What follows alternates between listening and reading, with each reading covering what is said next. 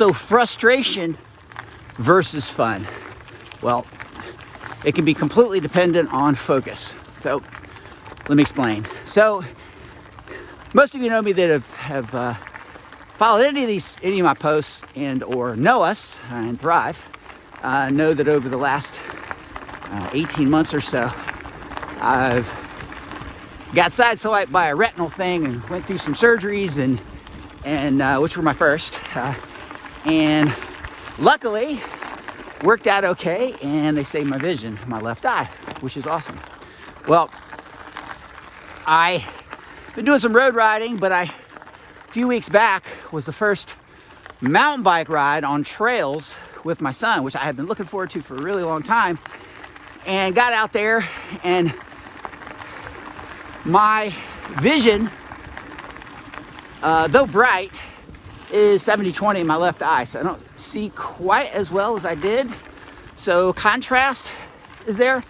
So I rode and couldn't really see trails. I think rocks and stuff were were surprising me. It was hard to see because of all the shadows, and I never realized prior to that I knew that vision mattered, but I didn't know how much it mattered to riding a mountain bike fluidly, and didn't really realize how good my vision was before. Well, it really wasn't fun. I came home very frustrated and was very cognizant of how much I really couldn't see and how much I needed to see to ride, and the ride really wasn't fun. I went away thinking, gosh, is mountain biking, am I kind of, your brain goes to projection, right? Which is, this is common. It's a self-preservation instinct and normal, but it goes to worst case scenario. Well, my brain went to, I'm not gonna be able to ride very well anymore, and it's not gonna be fun. Well, this time got out and went out with a different question. I went out kind of thinking, okay, I knew what it looked like, and I was like, how can I make this fun?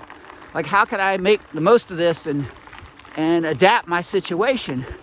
And I didn't realize that was a question, but got out there, and this time I had an awesome time. I realized I was cognizant of how well I could see and how much I could do, and how I was out on the bike, and how some of the chatter, I just needed to be more vigilant, and I really needed to pay attention. Like, it definitely takes more effort, and I need to keep an eye on my peripheral vision, because that's an area that it's not quite as good, and definitely not as clear.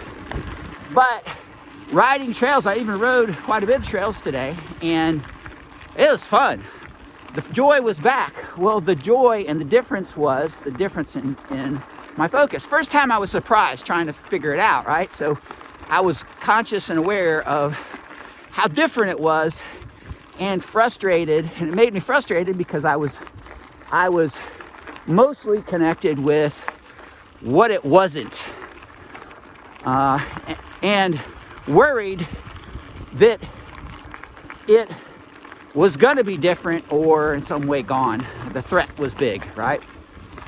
Well, this time I'm like, okay, I don't want to stop mountain biking, and I want it to be fun. How do I adapt and make the best out of that situation? Well, today, it was just, it's a difference in asking yourself a different question and shifting your focus slightly to, rather than what I can't do or what's frustrating about what was, is to think about,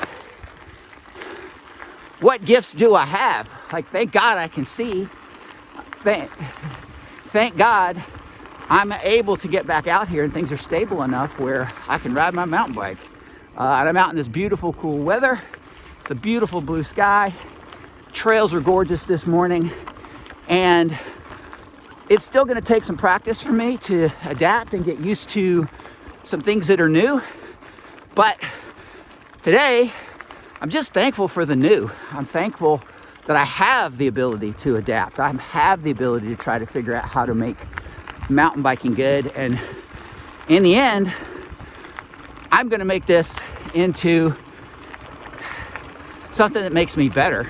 And I think that's the thing that you have to do. You have to ask yourself those questions to get you to see the bright side of things. Though it's not hard, it's not easy. I'm not going to say it's easy, or that you're going to love that it's different, or that you love the fact that something's not the same.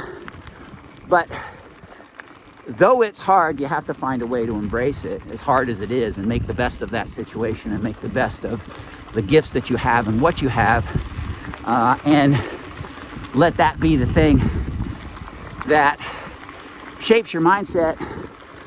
And that's huge, because that's what affects your nervous system, affects your cortisol level, your inflammatory response, and tells your nervous system to chill out, that everything is in fact okay, and everything is in fact going to be okay.